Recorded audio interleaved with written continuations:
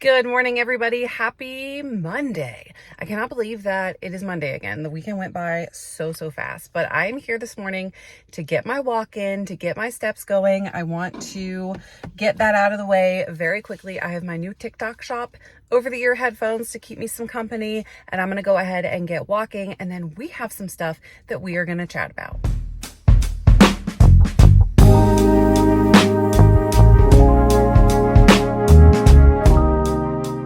Hey guys, good morning. Welcome back to the channel for another video. We are in the gazebo again today. If you're new here, my name is Brittany and this is a weekly video that I do, sort of giving you a little bit of a GLP1 update into my own story, as well as news that's going on, things that are happening within the GLP1 space.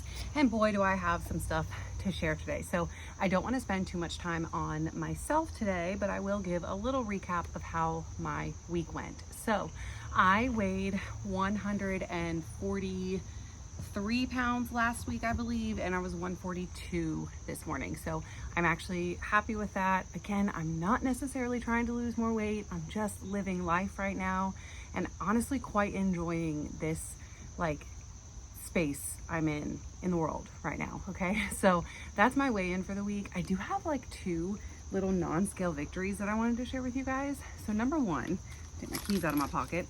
There is right behind me, right before we get to the gazebo, there is a very steep hill. And I have been walking up that hill for, a couple of years now. And pretty much every time I walked up it, I would get out of breath. The whole time I've been walking this whole entire journey. So at some point, last week, I realized that when I walk up that hill, I don't struggle at all anymore. I don't run out of breath at all, which is so cool, right?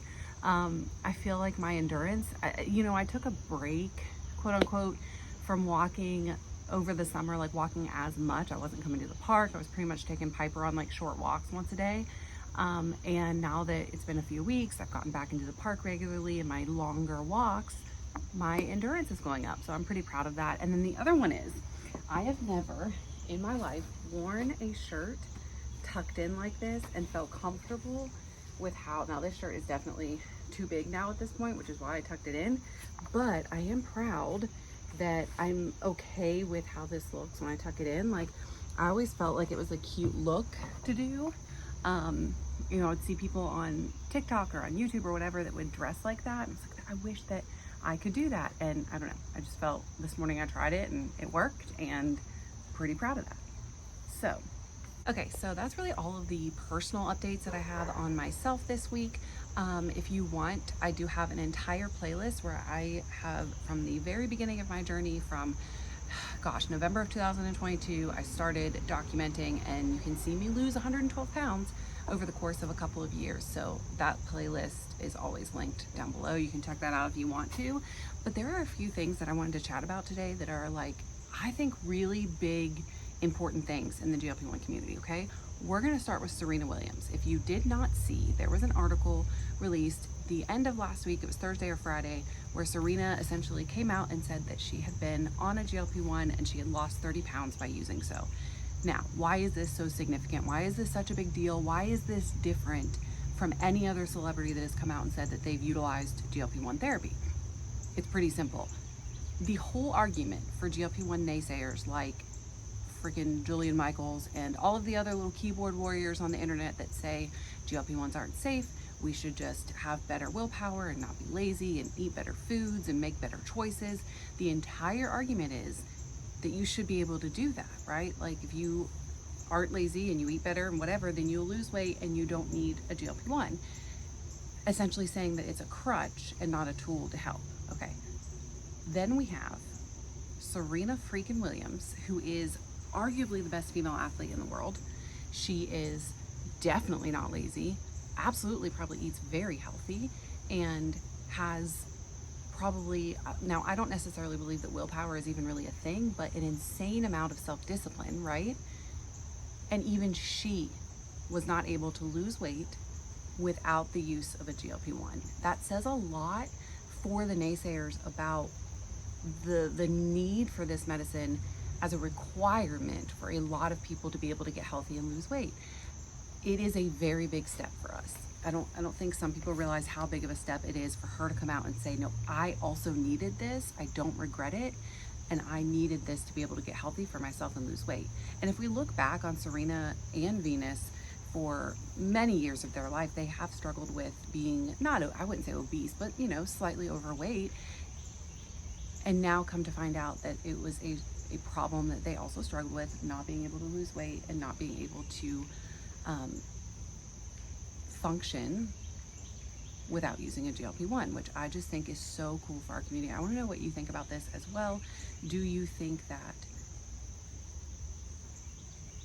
her coming out and saying that she used one is a positive thing for us? Because I don't see how it could possibly be a negative. There are some people who are saying that she admitted to, like the wording in the article was kind of, I don't know, admitted to using one, but it almost seems like, I don't necessarily think that's a bad way to say it, because she was probably approached in a predatory way from naysayers and media people that wanted to make a big thing about this, and she admitted to them that she used it. But like, I'm guessing that if you asked her, it wouldn't be in just the way the general article read, it wouldn't be a admitting thing. It would be more of a, hey, yeah, I used this, it was the best thing ever, it helped me get healthy. And her being an athlete that also struggles with obesity and not being able to lose weight and with food noise, and speaking for our community is a really big deal that is like super important. There are so many people walking today. I think I might actually go to my car and we'll finish there. There's just so many people walking, but we had a little nice chat in the gazebo. I'll see you in my car. Look at the beautiful fountain and the sunshine this morning.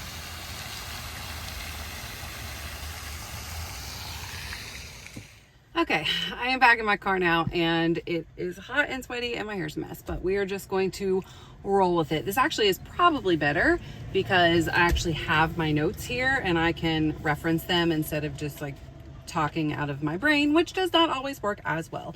But yeah, sometimes when I go back in the woods, there's, you know, nobody there.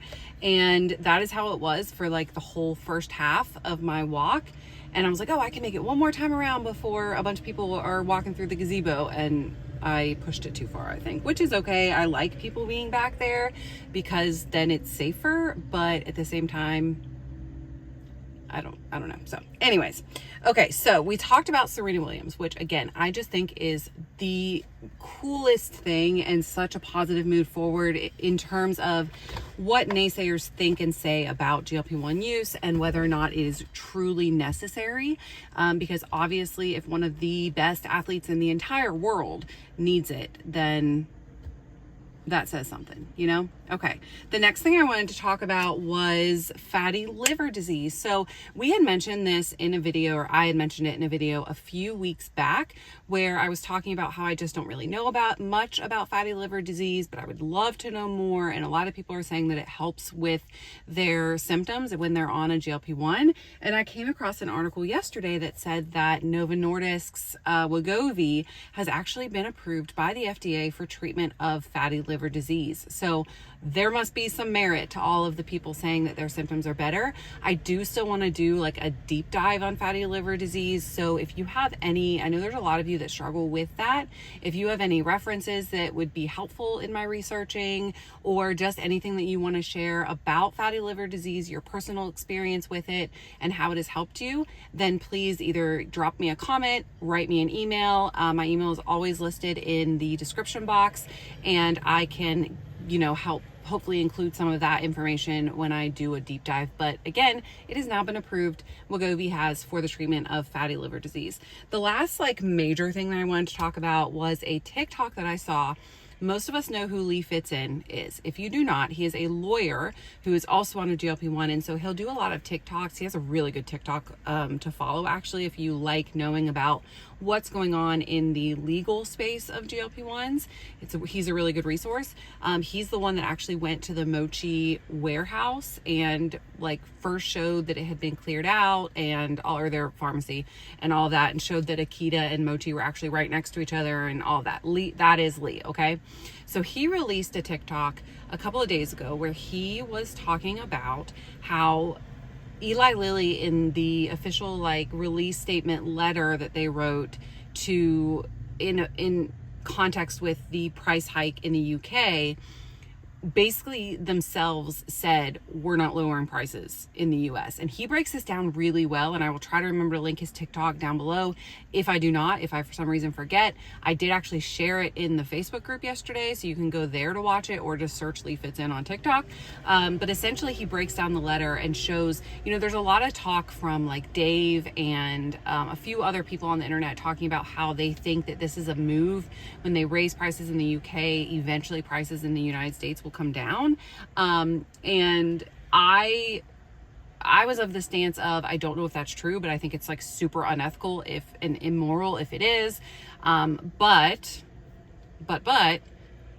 Lee is saying that is not the case, that in fact Lilly so much as said so in the letter that does not mean that they are going to ever lower prices, and that they don't have much of an intention to do so. So it is a really good coverage of that. I'm not going to try and explain everything that Lee said, because again, he is a lawyer and he says it so well, and so definitely go and watch that. But that's what I said all along. Like, they don't have any intention of lowering our prices. They're just going to make everybody else pay more so that they don't have to lower our prices. For the UK people that watch me, I know there's several of you. What are you guys doing? Have you been able to? I know September 1st is the day that the price hike is going to happen.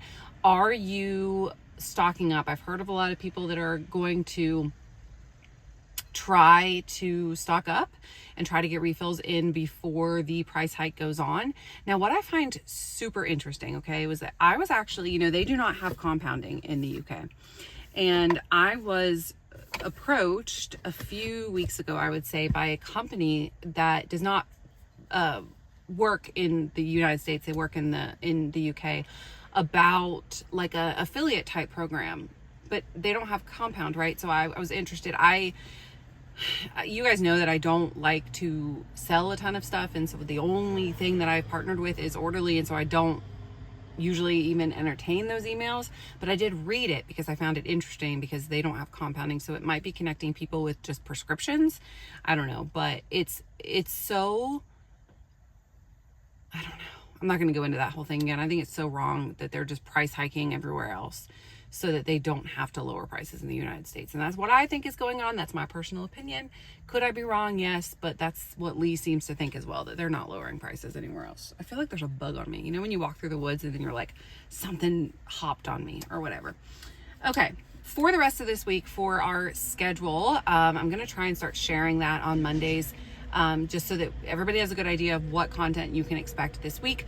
We are going to have part 2 of Melissa's interview this week. So if you missed her first interview, where she talked all about her childhood and everything that influenced her as an adult, having a struggle with obesity and her eating struggles and all of that, and her past trauma, that is a good place to start. That was 2 weeks ago that we shared that video. But this week we're going to be talking all about her actual GLP-1 journey, how that has gone, what her side effects have been, you know, how she got started. All of the actual GLP-1 stuff is going to be this week. So I'm really excited for that.